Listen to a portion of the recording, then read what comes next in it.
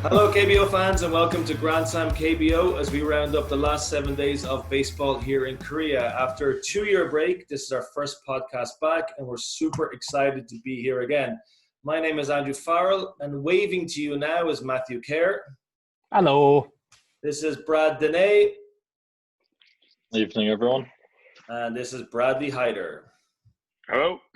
On this week's show, we look at the changes at the Hanwha Eagles, the trade announced late on Sunday between Doosan Bears and Kia Tigers, when is the best time to cut a foreign player, and the latest news on Kang Jong-ho.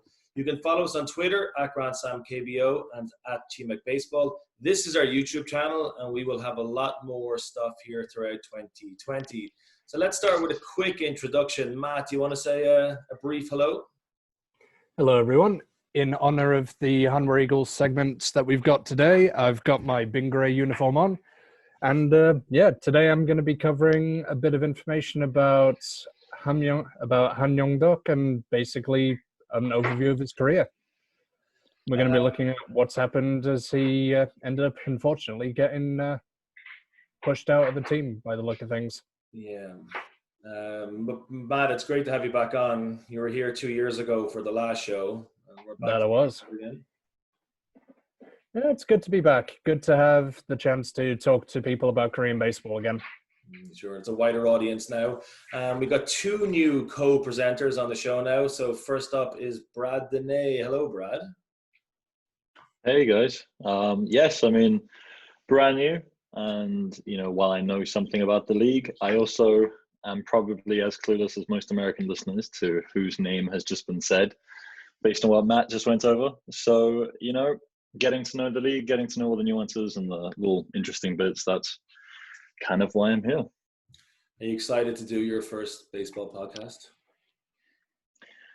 First podcast in general. But yeah, in this interesting environment that we're in, it's going to be an event. It's going to be an experience. So looking forward to it. Okay. Bradley Hyder, hello. Hello. I'm good, thank you. How are you? I'm great, thanks as well. So you actually did a pre-record with us, which will be going out this week too, on the Lotte Giants uniforms, that the special episode that Matthew there had prepared for us. But this is your first weekly roundup of KBO. How long have you been following this league?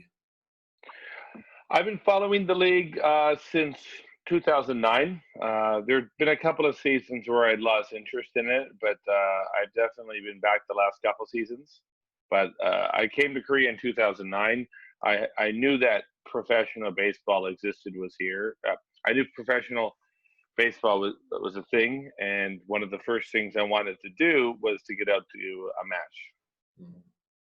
And here you are talking about the league. That's right. Exciting times.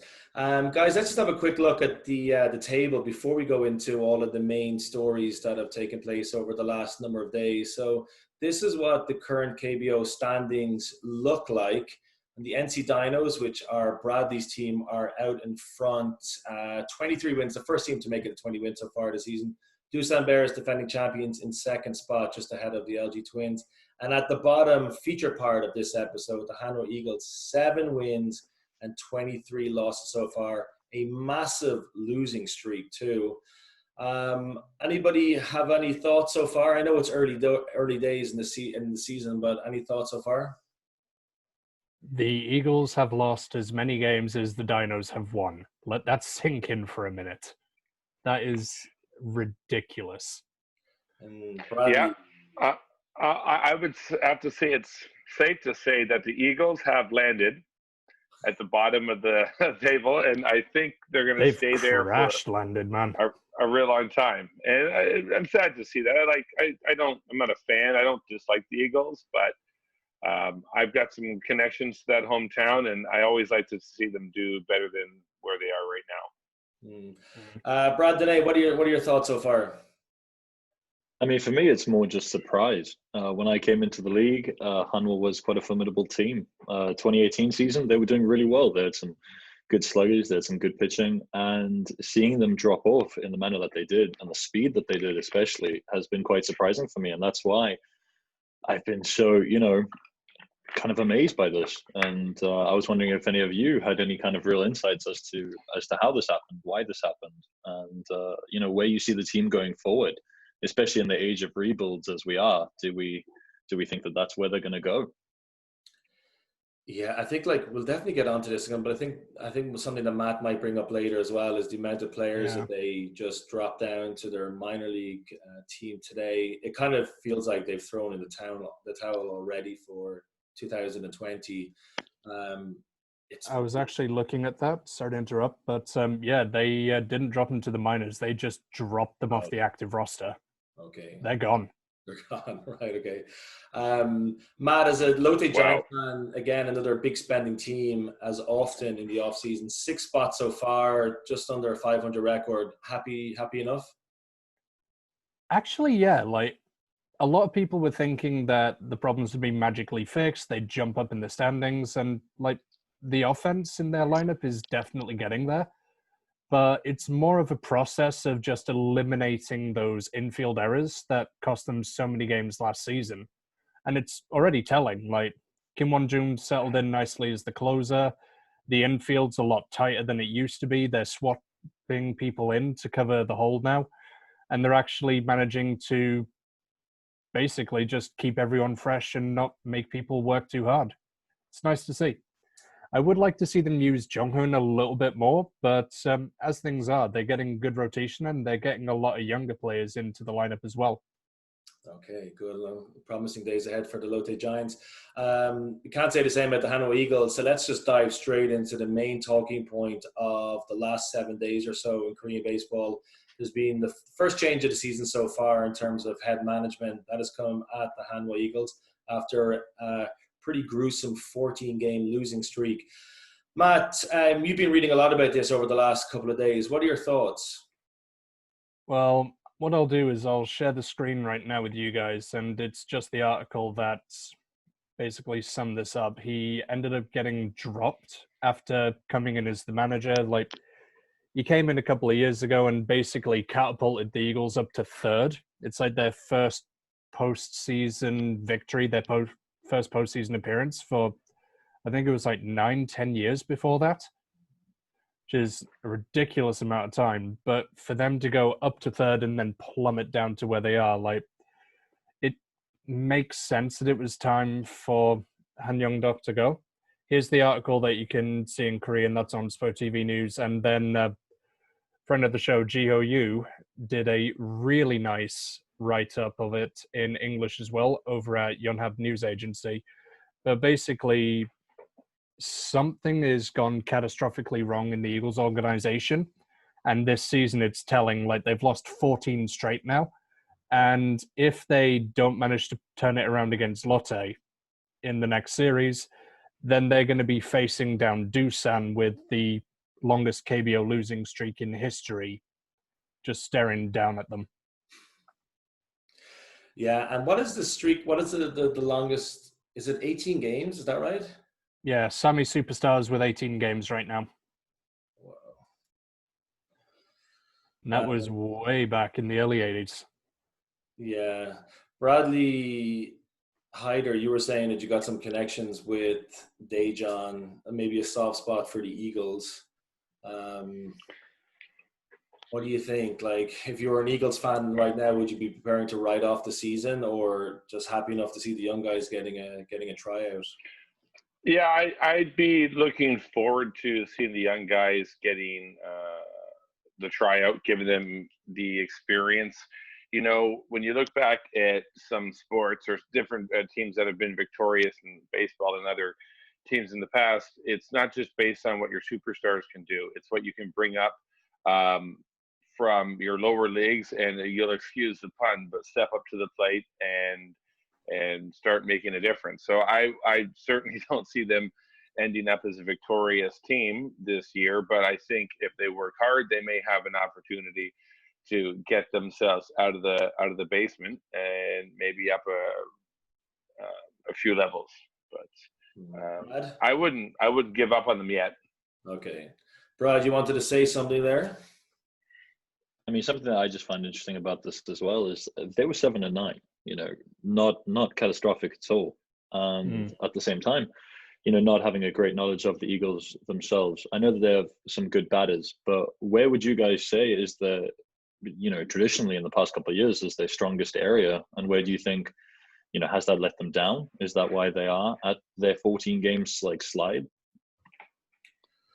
That's a good question. I would have thought that whatever momentum they built, making it to the playoffs a couple of years ago, has probably just run out by now. That was a surprise run to the playoffs, and even since then, they haven't done that well. For me, I always thought that Hanwha were as a Tigers fan, I used to hate seeing Kia go there because it would always seem to be a late loss, like a walk-off loss. And I think playing in that stadium, Hanwha Stadium, gives them more of an advantage than most of the other teams have in this league. So I get the feeling like they probably just came to the end of a cycle for them, and this was like the inevitable that was going to happen. I mean, they have a right fielder who is also quite powerful. He gets good contact, normally makes it to the plate, and especially in 2018, I remember as soon as he stepped up, you knew that there would be someone on base, hopefully, or it would be a home run.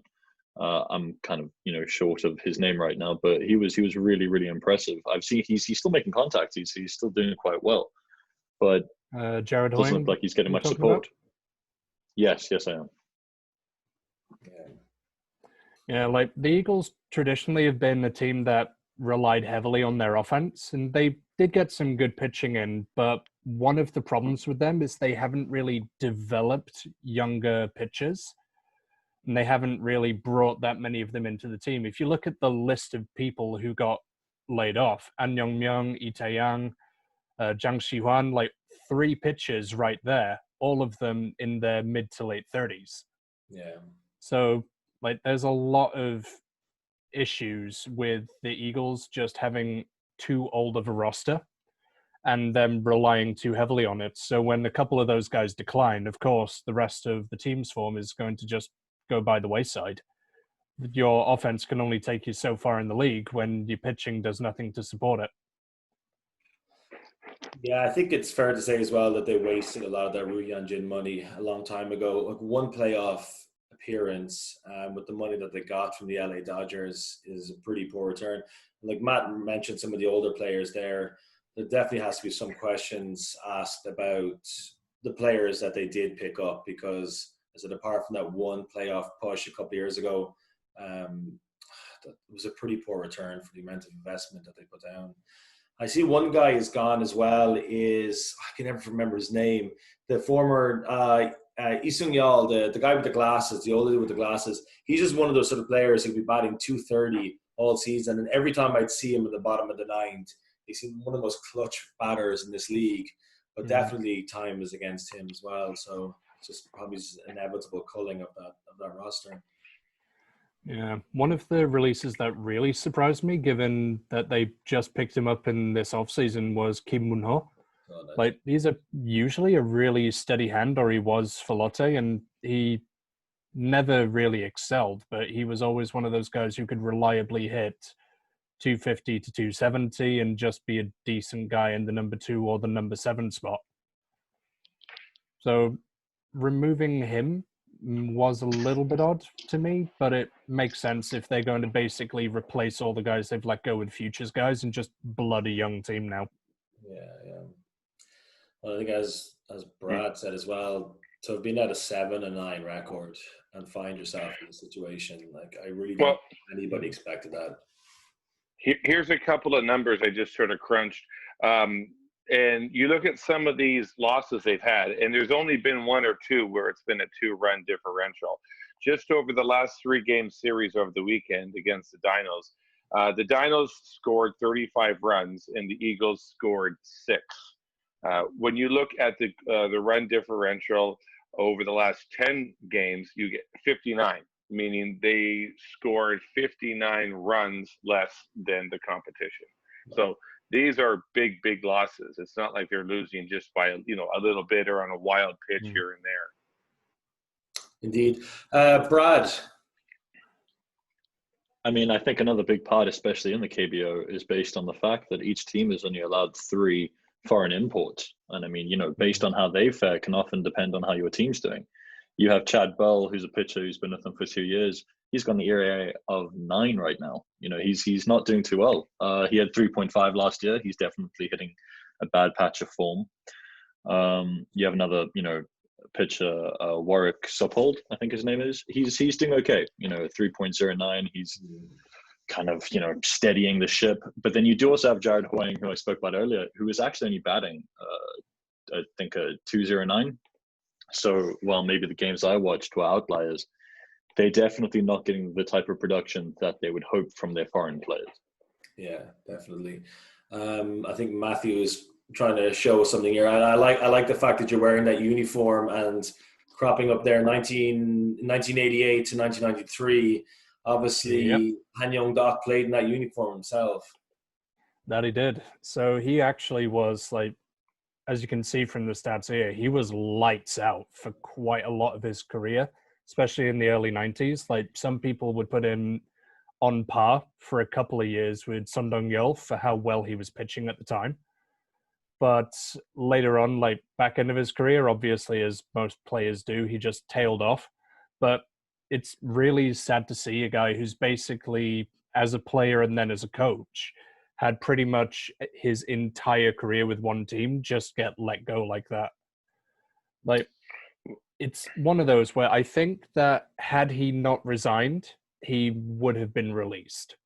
But hopefully, since he's resigned his position, he may have something available to him, either in the front office or as a pitching coach. Like, loyalty is something that is very rare in a team these days, especially in the KBO. So it'd be nice to see if the Eagles take care of him afterwards as well and just see where he ends up. I could see him going into pitching coaching as well, because he had a stint as a pitching coach in Doosan after he ended up working with the Eagles temporarily. And then, like, he ended up doing very well there, and then finally jumped ship and ended up with Hanwha, and then took them to 3rd place in his first season. Yeah, you're right. I agree with you. I hope he does come back come back into the game at some point soon. Brad, did you have anything else to add to that before we wrap up this poor assault on Hanwha? Well, I mean, I was just wondering, based on being quite new to this, what is the usual course for a manager for someone in the head office when they do get let go, or at least, allowed to gracefully resign? Is it a case that they find a job quite easily, or are they kind of, cut loose and they just bounce around? I think you'll get a job. There does seem to be a lot of movement between these managers, these coaches in the KBO. Mm-hmm. Do they have any sort of clause in their contracts where there's a blackout period in which they have to go through before signing with another team? No idea. That is a good question. I have no idea. Sure, yeah.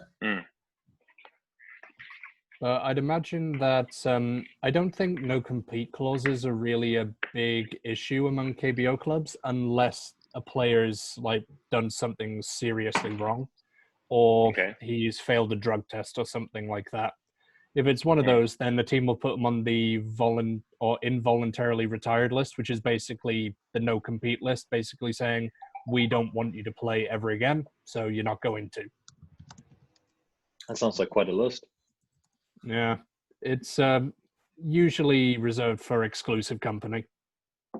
All right.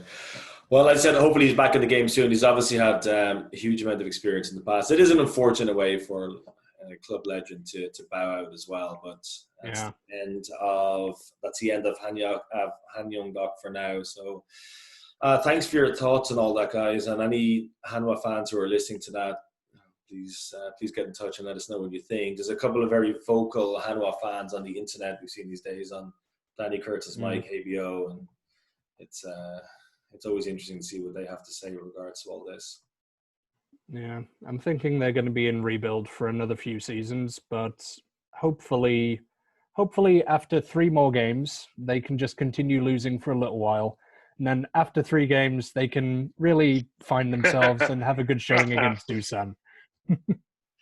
That would be nice. Yeah, that would definitely be nice. It would be. Do you guys want to see this Hanwha Eagles team break that record, or do you never want to see any team lose 18 games?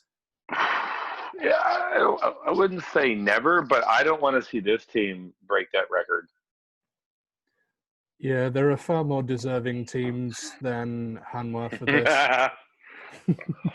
Yeah, I honestly Who would exactly love would to be see that? Lotte break the record, to be fair. I'm a Lotte fan, and I'd just love to have that as another grit-building badge of honor that we have. I was there when the Tigers ended their 16-game losing run back in 2010, and they went into that game and that season as defending champions. Imagine like the defending champions losing 16 games straight over the course of the defense. It's absolutely horrific. I mean, surely that makes it more entertaining, where it is a team who the season before was riding high, and then suddenly they come crashing down so hard that you wonder where it ends. Because I mean, as you say, Hanwha last season wasn't, having the best season of their lives. They did have their great 2018 season, but it is kind of, it's not enjoyable when it's someone who's not hated, where it's not someone where you actually enjoy their misery. So, I wish them a win, maybe a series, and then we'll see how it goes.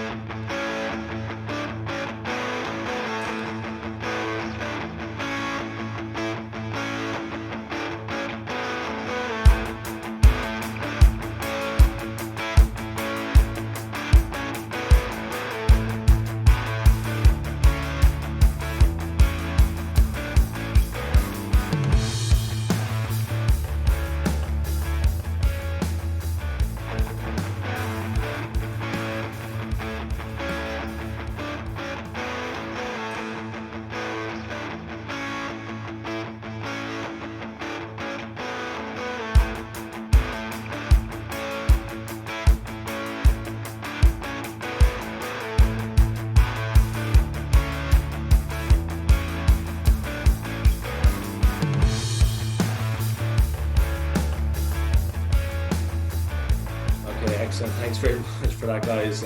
Sad days for Hanwha Eagles fans, but we have to move on. We go on to the next part of Grand Slam KBO today, and we are going to talk about a trade which took place over the weekend between the Kia Tigers and the Doosan Bears. And as a Tigers fan, I have to say I am pretty delighted with this. It's definitely one of the best trades I can remember as a Tigers fan for a number of years. I'm going to show the players in the two players in question. Hong He is the pitcher on the left, wearing number 51 for the Kia Tigers, and to the right is Ruji Hyuk, who is playing sort of second base and shortstop for the Doosan Bears over the last number of years. We don't tend to see too many trades in the KBO where you might actually know both players. It doesn't happen. Yeah. But straight after the game on Sunday, the Bears swept the Tigers, the Bears' first sweep of any team so far this season. And immediately after the game was over, this trade was announced. Does anybody have any thoughts on it? Because I am really happy. And we're going to start with Brad Dene. What do you think? I mean, as a Doosan fan, I must admit, I am surprised. He's been doing well. He's been pretty solid. I know that OJ Wan's had quite a good run of form recently, had some interesting plays, but definitely didn't expect the trade this soon. And at the same time, I don't know if any of you caught it, but the Doosan social media team is pretty savage. They just post a picture with his face and they just say bye. And I must admit, I've never seen something like that in other professional sport. But yeah, I mean, I don't know much about this pitcher. I know that Doosan needs pitching. Our relief pitching, our closing pitching is a guaranteed 6-run sweep over there. So yeah, intrigued but surprised. Yeah, I think for you, definitely. Matthew, I'd say you've got a few things you want to say on this. Where do I begin? So first off, I'm going to say I think Kia robbed Doosan blind on this. Like, Ryuji Hyuk, maybe he's not a first-team player in Doosan's current setup, but the way that he's got a pretty good eye for the ball, he puts it in play quite often, and he just is one of those guys who can reliably work as a utility infielder and come in for a pinch hit at bat. Like, he's one of those guys who's useful to have on the team. And for them to get rid of it for a guy who, admittedly, he throws really hard, Yeah. but, like, you'll know this there's control. Like, it just makes no sense. Like, I understand that Doosan want to shore up the bullpen because they're having a few issues this year, but I'm not sure that this is the right guy to solve their problems. No, That I said, think like, you if should be able anyone to can fix him, it'll be the Doosan pitching staff. Yeah, I would have had that same fate as well, but Seo Jae-young is a former major league pitcher, and he's revitalized that Kia Tigers bullpen, I think, over the last year or so. And so is Anthony LaRue, who's back with the club at the moment. But I'm sure Hong-Gun-hee stats are coming up on your screens here. There was that one year where they tried him out as a starter, and he finished with a 2.9 record and an ERA of over 7. He is not a particularly good pitcher. As you said, Matt, he throws the ball really fast, really hard. Unfortunately, he doesn't tend to go straight. But this is a guy who's coming up to, like, this guy's reaching his 30th birthday soon. And I'm really surprised they would give up what it might be a utility player for the Doosan Bears, but Ruji Hawk will definitely be a starter for the Tigers every day from now on for the rest of the season. Brad, you want to add a few more thoughts to this? I mean, I didn't know that this guy was such a had a flamethrower for an arm, but it is interesting. I know that Real Alcantara, sorry, kind of messed that one up, but he's their pitcher that they signed from KT in this past off season, and he also has a really, really strong arm. But based on location, from what I've seen, that's where he struggles as well. I think he reached 100 miles an hour in their last game that he started. So it definitely seems like they're going to try and scare batters out the area instead of actually place them nicely. But with that pitching stuff right now, they definitely did need to do something. So at least they're making moves. Just surprised it was this one. Yeah. And this is Ruji Hawk's form. I know that it's early days this season, but he's been playing pretty well, as Matt was saying, so far this year. But it's not so much like he's got a career average of 267 there. But the Tigers have a massive hole in their lineup ever since Ibam Ho, the third baseman, retired. And anybody who saw that weekend series against Doosan will know that they had just incredible problems with the third baseman making errors at really crucial times. They were 3-1 up in Saturday's game, and there was an error at third base, and by the end of that inning, the game was tied, and they went on to lose it 4-3 in the end. So, I think the Tigers have a really good chance of making the playoffs, but they mightn't if they have one of the weakest third basemen, or any third baseman really that they could put in there. So this is the type of move that could cement Kia a spot in the playoffs. And if it doesn't work out, I don't think it's a big deal because Hong-Gun-hee is not that much of a loss. So I think definitely the Tigers have come out of this looking better. Matt? Yeah, that's for sure. There's one thing, I saw in a couple of the fan groups for Doosan, a bunch of guys are saying, oh, Doosan are doing really well trying to sell high on the kid while he's hitting really well. He's got a batting average of 417 and an OPS of over 1,000 right now, which is ridiculous. But then you just look at the fact that he's 26. Yeah. He's a guy who can play short. He's a guy who can play third. He can play outfield. He can pinch hit. And he's only going to get better. And the Tigers have a really good system in place now, I think, to really help him develop and get that extra niche to his game. That's just going to cement him as a starter all the time going forward. Yeah, definitely happy as a Tigers fan. And as I said, if it doesn't work out, I don't think they really lose anything with this because they haven't given up anybody really in exchange. So I think this is a win-win for Kia. Not so sure for Doosan, but we'll definitely find out over the course of the season. They might get a couple of seasons out of him. Who, Doosan, for Hong-Gun-hee?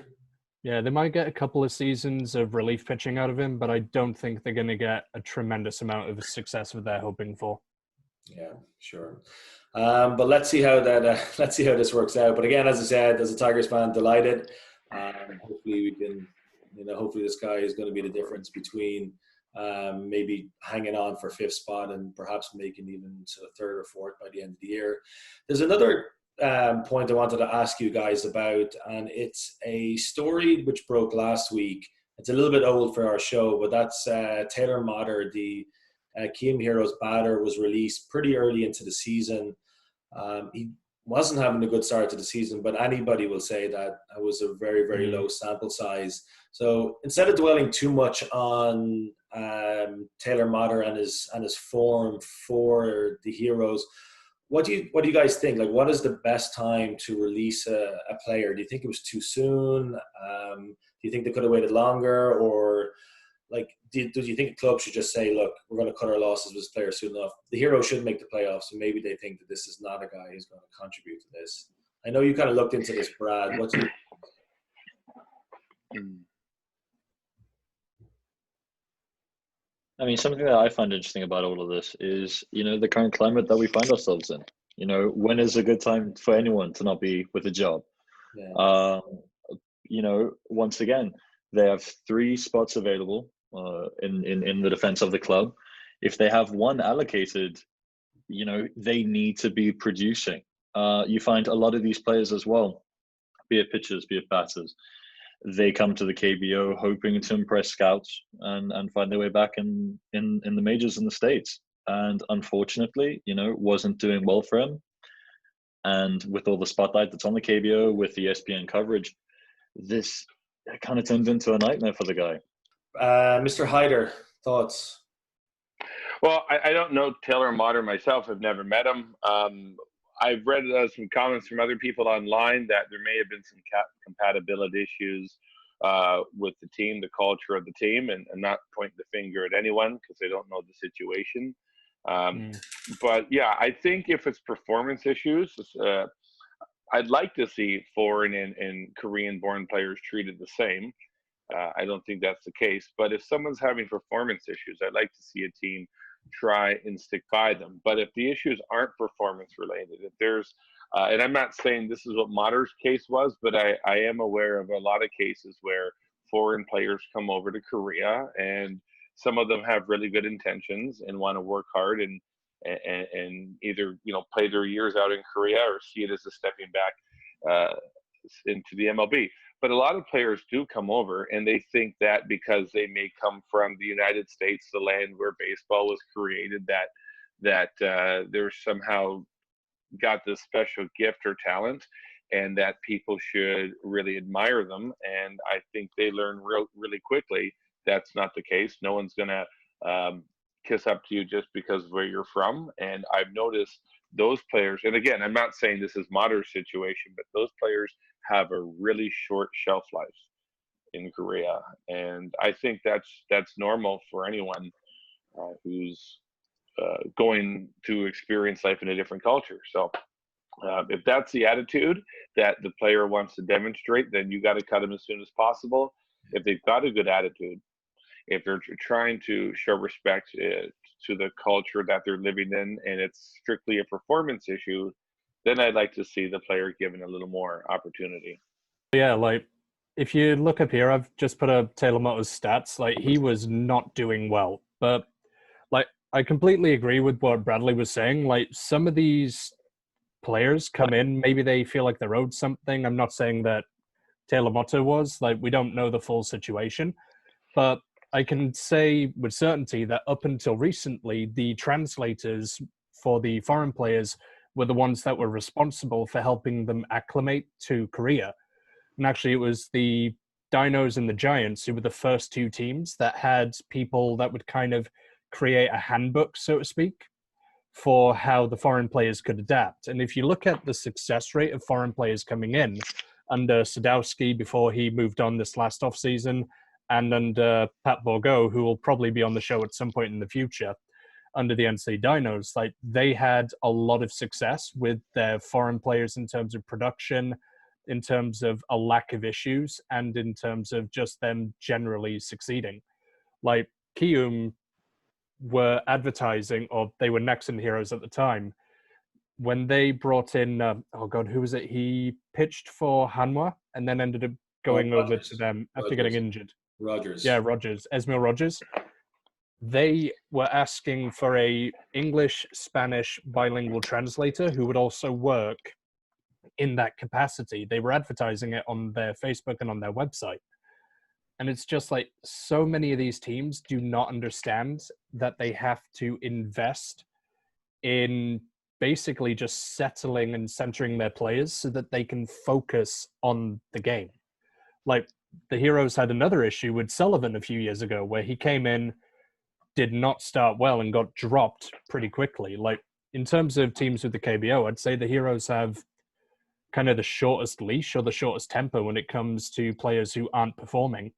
So it may well have just been on the back of these pretty abysmal performance stats. Yeah. But then knowing what we know about the reported news where his girlfriend was allegedly not happy in the quarantine, and that definitely had to have been affecting him mentally.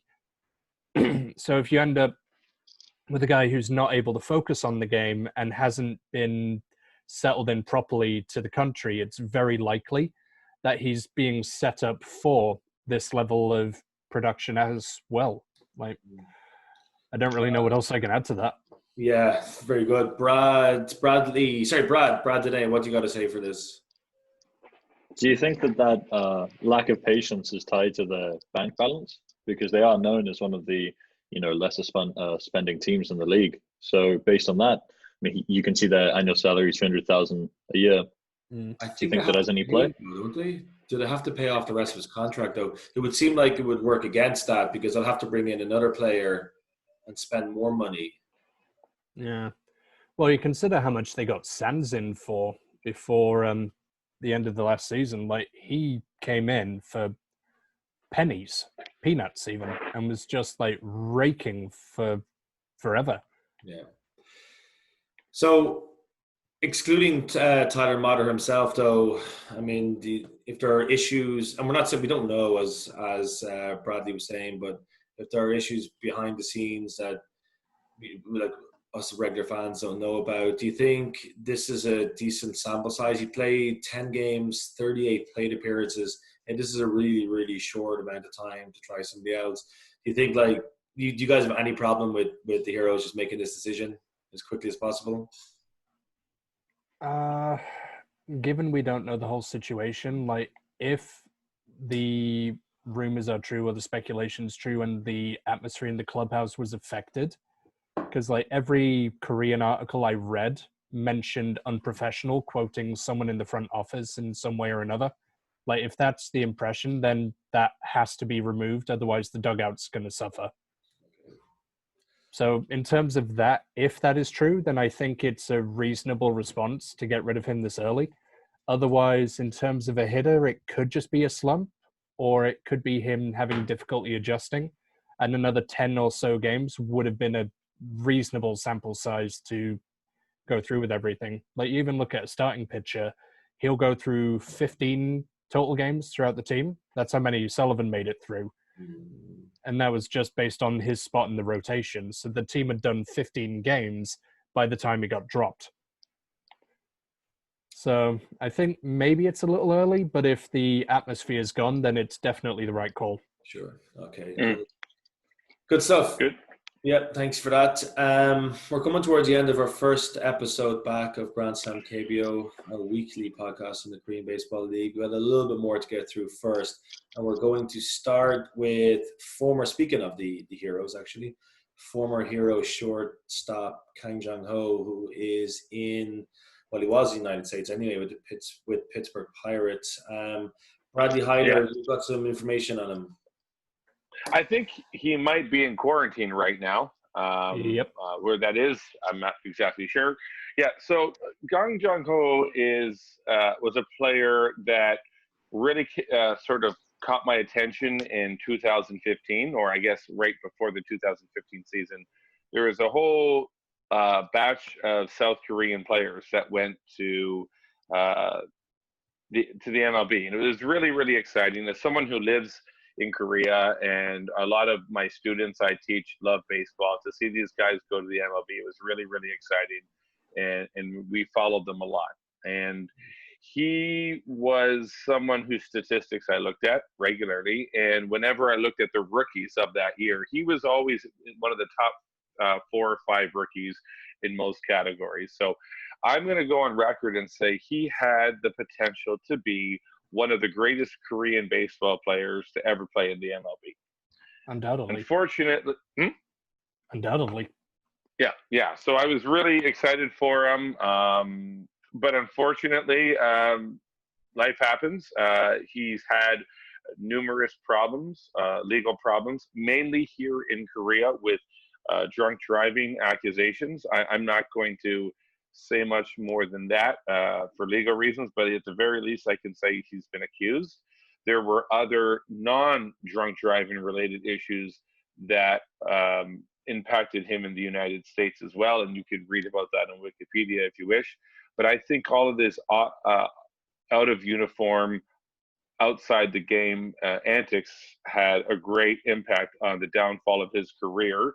He was found guilty of drink driving in Korea, and as a result was actually prevented by the Korean government from leaving the country to resume play with the Pittsburgh Pirates. Some time went by and he was given that opportunity, I think 2 seasons ago, and he never regained his footing in the MLB. So he's come back to Korea because the way he left the Heroes, he can't just sign with another team. Additionally, he was suspended for 1 year by the KBO. What has to happen is he has to either be released by the Heroes or re-signed. Once he's signed re-signed with the Heroes or signed with another team, that is when his 1 year's suspension will begin. And from that point on, he can attempt to rebuild his career in the KBO. So Thanks. That's the latest. Yeah, that's a lot of information. Thanks very much for that, Bradley. Matt? Yeah, I saw it in the news recently that was scheduled to arrive. He should be in quarantine at this current point. He's got a apology or a public apology stated or slated up for the 19th, I believe.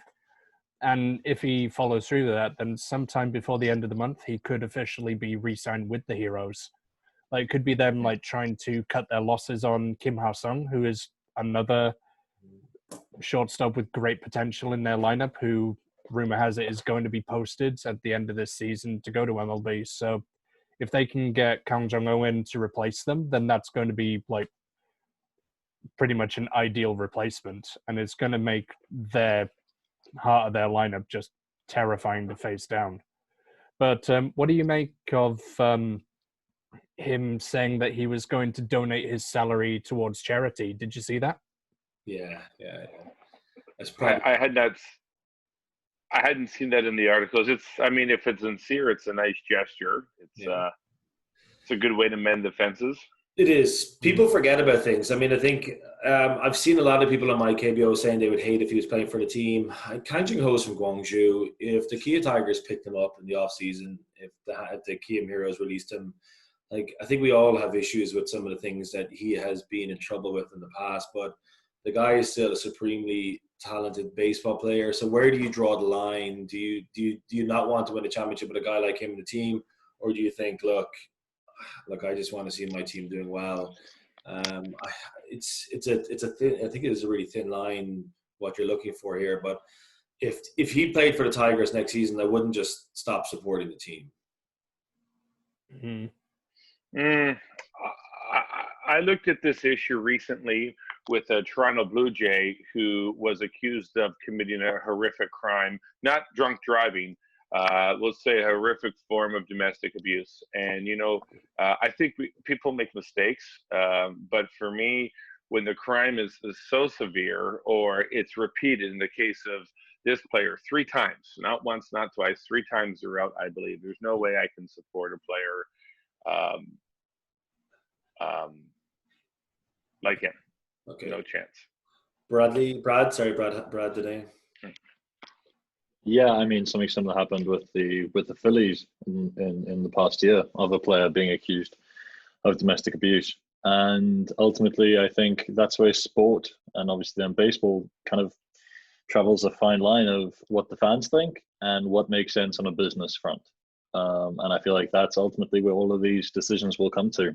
If a team thinks that one player can push them to potentially getting considerable amounts of revenue, then they'll make that move. Whether or not the fans agree, I feel like that's what they kind of hope will come to pass. But yeah. Yeah, I'd say you're definitely right. We'll see what happens with Kang Jung Ho then later on this year and into next year, and see if he is playing KBO baseball again. Before we wrap up, let's have a quick look at the series that are coming up this year. I think Bradley Hyder is going to take care of this for us. There's definitely especially the one at the top of the table. There are some great games coming up this midweek. Sure. So for those of you who don't know, we're at the point in the season where each team will play 2 3-game series, and because there's no games on Monday, you've got your Tuesday, Wednesday, Thursday. That's one series, and then you've got another series Friday, Saturday, Sunday. So looking at the series that start tomorrow, I would say there's a couple of really good ones you'll want to watch or follow: Doosan Bears and the NC Dinos. Why? Well, these are the number 1, number 2 teams. It's as simple as that. The NC Dinos want to maintain supremacy of the league, and the Doosan wants to take a good chunk out of them. We've talked a lot about the Hanwha Eagles, so they'll be playing the Lotte Giants. That'll be interesting to see. I don't expect any immediate results from such a big shuffle, but it would not be unprecedented to see a boost come to the Eagles. So we'll have to see. Those are the 2 most interesting series of the next 3 days. That's not to say there's not some other action going on, but we'll just focus on those. And then for the coming into the weekend, Friday, Saturday, Sunday, we're looking at what are we looking at? Doosan Bears and the Eagles. So that's going to be another challenge for the Eagles. Nothing really jumps out to me too much. I mean, you've got the Kia series. What's that? LG Lotte would be a really good series. LG Lotte. First time they played each other this season. Tigers I'm just looking for them. Dinos, which is good news for the Dinos, obviously. But there's clearly the one standout series all week, and we might end up. It could be like a lot of news stories to base next week's show on that. And that's 2 of both of our Brads and Bradleys are fans of those 2 teams as well. Obviously, Hyder is looking to maintain his lead at the top of the table, but Dene is coming up. It's coming up hard, and unfortunately, Matt and I are nowhere to be seen at the moment. Here we go. These are the fixtures for this coming midweek. I like that one as well. Actually, I always kind of like those ones in the Greater Seoul area. LG versus SK could be a fun series as well. Is that the other one? One thing I wanted to add to the Samsung Lions weren't off to a great start, but they've picked things up. They're the only team this season to beat the Dinos in the series. Okay, they beat the Twins in the series as well. And I think if the Lions are going to try and pull themselves out of the bunker or the basement, and they're going to have to start winning games, and I think this weekend gives them a good opportunity to do that. Before we go, might as well ask you guys because the 4 of us just happen to follow 4 different teams, which is good. Matt, starting with you, in one word, are you going to win the series against the Eagles? Sweep.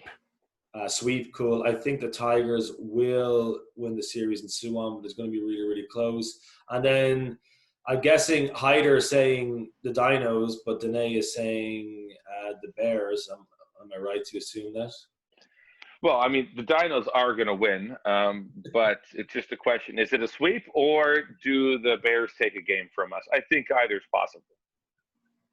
I mean, to me, it's largely based on relief pitching. If we can get some good outings, you never know. But, I think we've had a good outing maybe once this season. So we'll see. If we can keep them below 5 runs, I give us a chance of taking it 2-1. Should we just have like a rolling predictions contest throughout the season as we go through these? We should. Especially when our teams are playing against each other. I hope those 3 games end in a tie. That'd be really cool for the rest. That's right. For those of you that don't know, one of the big differences between KBO and the MLB is that these games can end in a draw. Correct me if I'm wrong. It has to be after 12 innings of play. Is that correct? That is correct. And this does not apply in the postseason. Yep. Then it's 15. Okay. You can tie at 15 games. That's actually why back in 2000, when was it? I'll have to find the exact year, but there was a 9-game Korea series out of 7 games where they ended up finishing the last few innings between the Samsung Lions and the Hyundai Unicorns in torrential rain because they just didn't want to replay another game. I believe it might have been 2004. I'll have to double check. Okay. Good. That sounds like fun. Very good.